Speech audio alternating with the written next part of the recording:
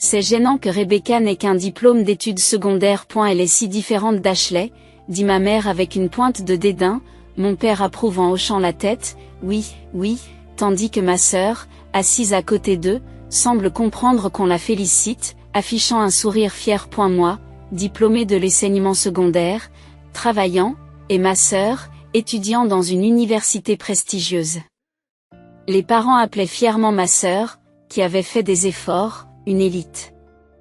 Pourquoi y avait-il une telle différence entre nous? La raison est que je suis Rebecca, une créatrice de mode.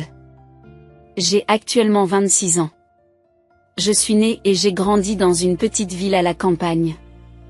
J'y ai vécu avec mes grands-parents, mes parents et Ashley, ma sœur, qui a 7 ans de moins que moi. Ashley était très adorée, et l'attention de la famille était toujours portée sur elle. Par conséquent, ses opinions et ses caprices étaient souvent prioritaires. Et j'ai pris l'habitude d'être reléguée à l'arrière-plan. Il y avait une différence notable dans la façon dont nos parents nous traitaient. Par exemple, pour l'anniversaire d'Ashley, elle recevait des jouets luxueux, alors que mes cadeaux d'anniversaire étaient combinés avec ceux de Noël et limités à un seul cadeau, souvent des outils éducatifs ou des livres. Ce n'était pas très excitant pour un enfant. Quand Ashley a rejoint l'équipe de football, nos parents ont commencé à assister à ses entraînements et à ses matchs presque chaque semaine. J'ai également fait partie du club de tennis au collège, mais même le jour de mon dernier match, mes parents ne sont pas venus. Et la raison en était qu'ils devaient conduire Ashley à son entraînement. C'est ainsi que mes parents ont toujours donné la priorité à Ashley plutôt qu'à moi. Parfois, j'avais envie de pleurer, mais la personne qui m'encourageait n'était autre qu'Ashley. Lorsque nos parents nous comparaient, elle répondait fermement. Ce n'est pas vrai. Ma sœur aussi est intelligente. Elle m'aide toujours dans mes études et elle est formidable. Quelques jours après mon dernier match, elle m'a dit bien joué et m'a offert un petit bouquet de fleurs qu'elle avait cueilli dans le parc local. Ashley était devenue une enfant au grand cœur. Pendant ce temps, nos grands-parents, qui vivaient avec nous, réprimandaient souvent nos parents pour leur comportement et me protégeaient. Cependant, avant que je ne termine le lycée, ma grand-mère est décédée et mon grand-père l'a suivie quelques jours plus tard. Ashley m'a toujours soutenue, mais cela a semblé gêner notre mère. Elle a commencé à traiter Ashley avec plus de sévérité, menaçant, si tu continues à défendre ta sœur, je t'obligerai à rester dehors. C'était pendant les mois d'hiver, quand la neige commençait à tomber.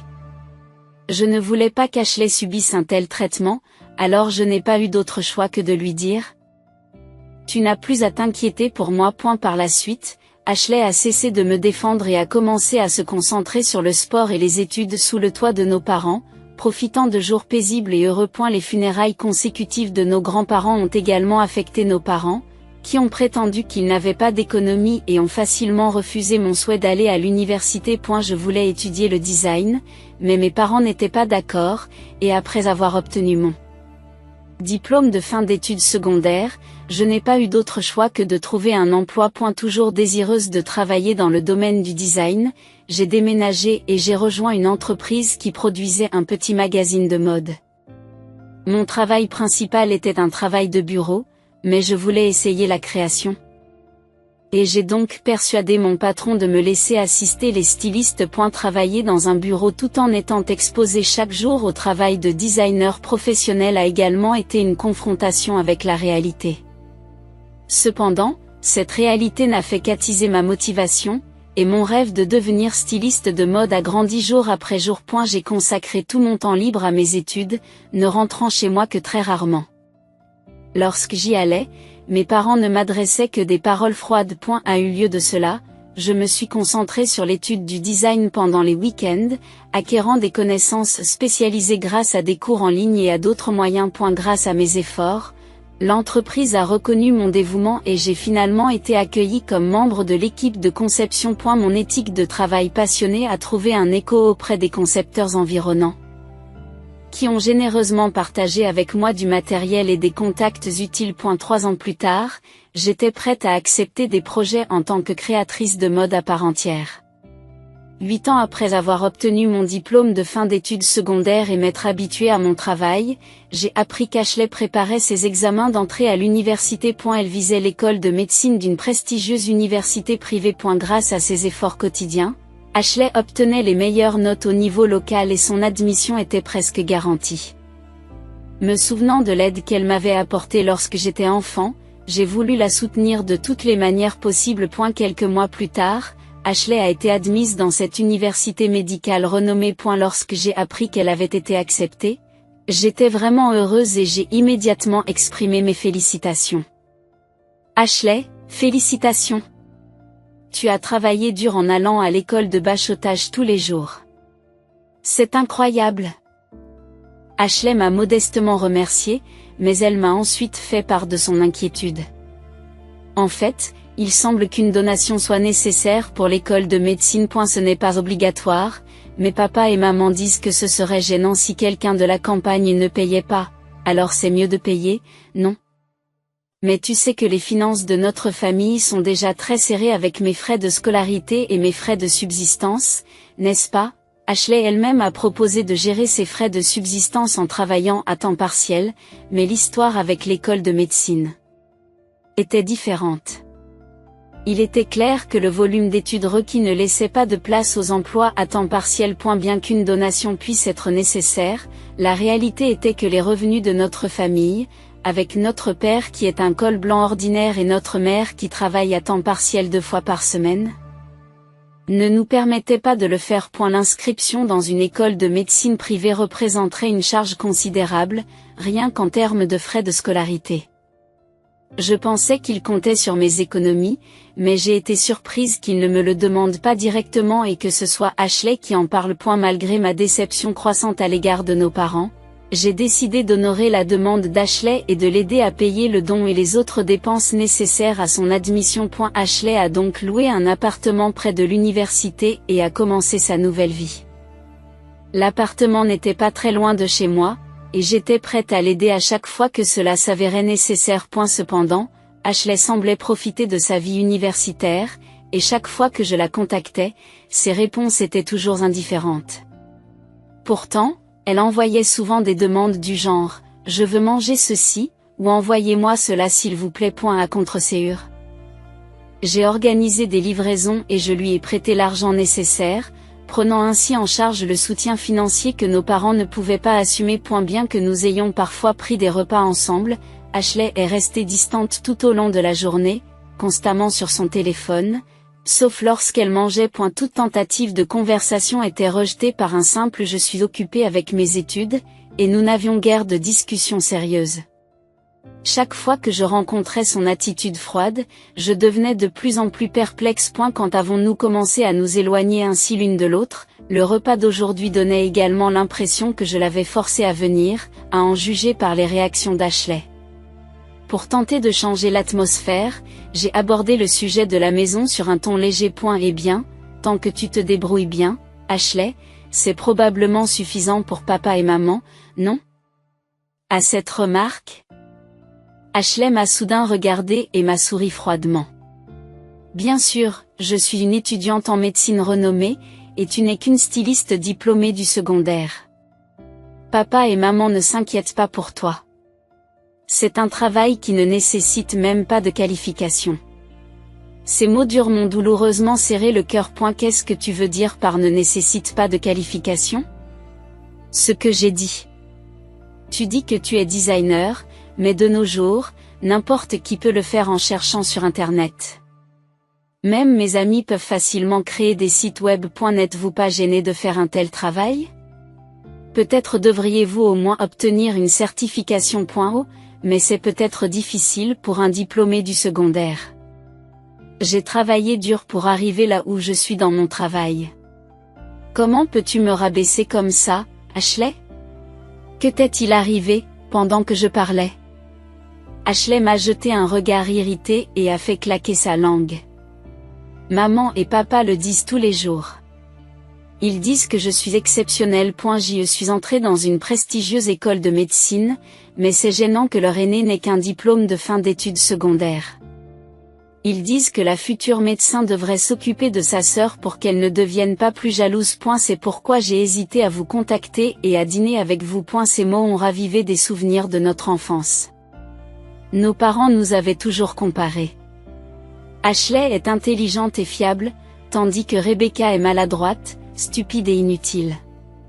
C'est ce qu'ils me disaient en face. Ces souvenirs m'ont poignardé le cœur et je me suis sentie étouffée. Étourdie par le choc, j'ai baissé la tête pour supporter la douleur. Croyant que je pleurais, Ashley a reniflé doucement et a dit « Bon, je vais y aller ».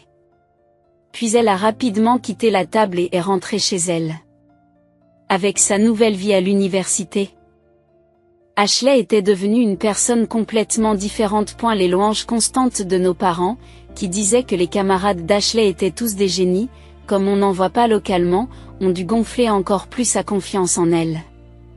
De plus, les compliments quotidiens de nos parents, qui disaient « Ashley est vraiment un génie. Tu seras un grand médecin à l'avenir », ont dû encourager son attitude. Dans l'ombre, les remarques dévalorisantes à mon égard ont été répétées. L'attitude de nos parents a dû influencer Ashley dans une certaine mesure.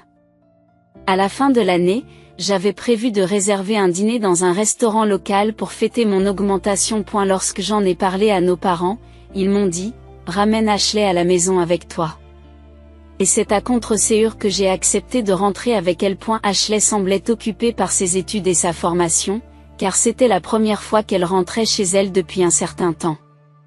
C'est peut-être pour cette raison que, dès son arrivée, nos parents m'ont presque ignorée, se concentrant uniquement sur elle. Le soir, ils ont réuni les voisins, la famille et même les anciens camarades de classe d'Ashley qui étaient restés dans la région.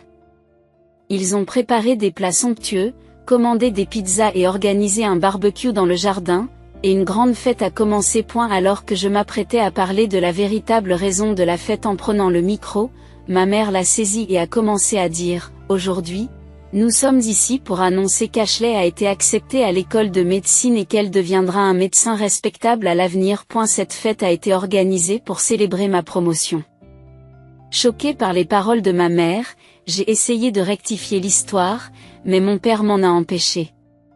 Alors Ashley, stimulée par la foule rassemblée, a commencé à se vanter à haute voix.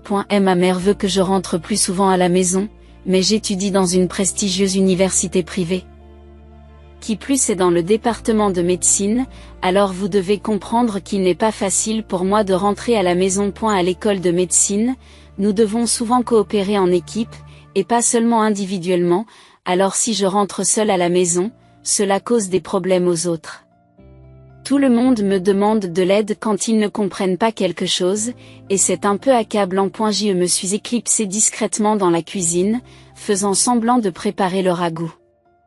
Cependant, les paroles vantardes d'Ashley parvenaient encore à mes oreilles. S'il était inévitable que nos parents et notre famille fassent l'éloge d'Ashley, il devait être douloureux pour les voisins et les anciens camarades de classe d'entendre ces vantardises. Alors que le monologue d'Ashley se poursuivait de manière unilatérale, un voisin, fatigué d'écouter, a profité du fait que j'apportais des boissons pour engager la conversation. « Au fait, Rebecca, tu travailles dur en design ? N'est-ce pas ?» Mais Ashley et ses parents ont immédiatement secoué la tête et démenti. Elle essaie, en quelque sorte, mais il ne faut pas s'attendre à grand-chose. C'est gênant que Rebecca n'ait qu'un diplôme de fin d'études secondaires. Elle est tellement différente d'Ashley. Dit ma mère avec une pointe de dédain. Mon père acquiesça, hochant la tête, oui, tandis que ma sœur, assise à côté d'eux, semblait comprendre qu'on la félicitait, affichant un sourire fier. Dans la salle, il y avait beaucoup de gens qui n'avaient que le bac et qui travaillaient, ainsi que des parents avec des enfants dans la même situation. Pendant que l'on servait de l'alcool et de la nourriture, chacun essayait de garder une expression calme. Mais il était évident qu'ils enduraient la situation d'une manière ou d'une autre. Les seuls qui semblaient ne pas s'en rendre compte étaient mes parents et Ashley. Je n'ai pas supporté cette atmosphère désagréable et j'ai voulu partir sans dire un mot. Mais Ashley m'en empêcha.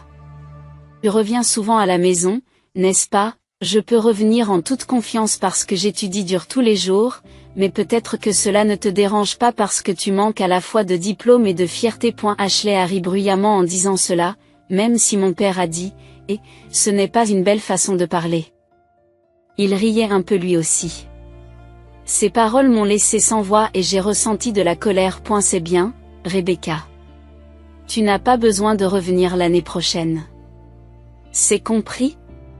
Répondis-je d'une voix tremblante. Sous le regard inquiet des gens autour de nous, je posai mon plateau et attrapai mon manteau et mon sac. Pendant que je me préparais à partir. Ashley et les autres souriaient et échangeaient des regards. Si tu dis ça, je ferai ce que tu dis. Je ne reviendrai jamais. Une rage volcanique se réveillait en moi. Pourtant, tous les mots qui sortaient étaient froids et sans émotion. Je n'avais plus aucun sentiment pour mes parents ou Ashley. Lorsque j'ai craché ces mots, les 3 membres de la famille m'ont salué joyeusement. Ne reviens jamais. Sur le chemin de la gare routière, je réprimais désespérément l'envie de crier. Le retour à la maison a toujours été douloureux. Lorsque j'aspirais à devenir styliste, je rentrais rarement chez moi.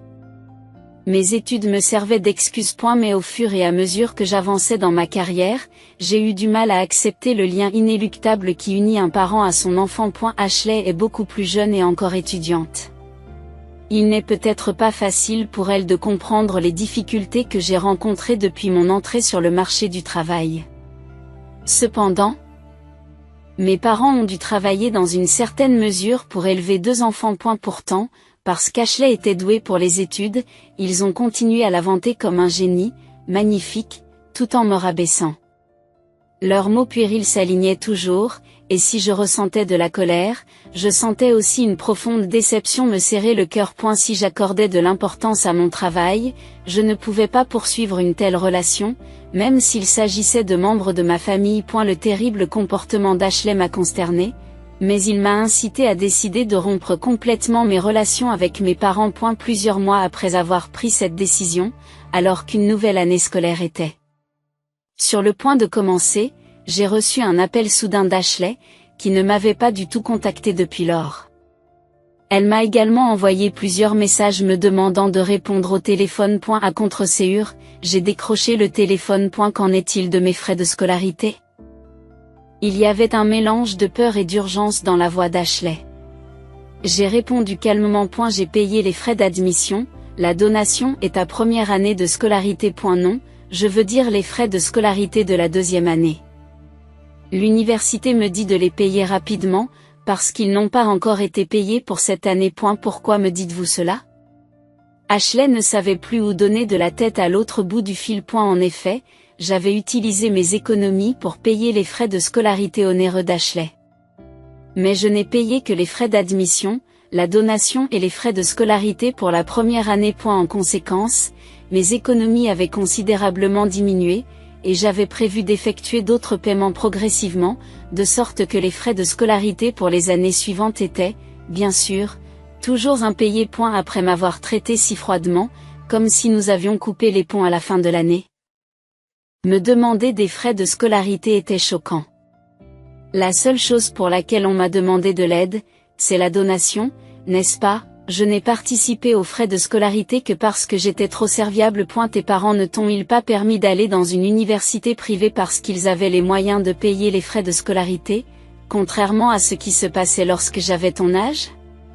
Ou bien as-tu postulé sans penser à l'argent? Ce n'est pas vrai, mais les frais de subsistance et de voyage sont assez difficiles à assumer parce que beaucoup de mes camarades de classe sont riches et que j'ai aussi ces obligations sociales. Mes parents m'ont aidé.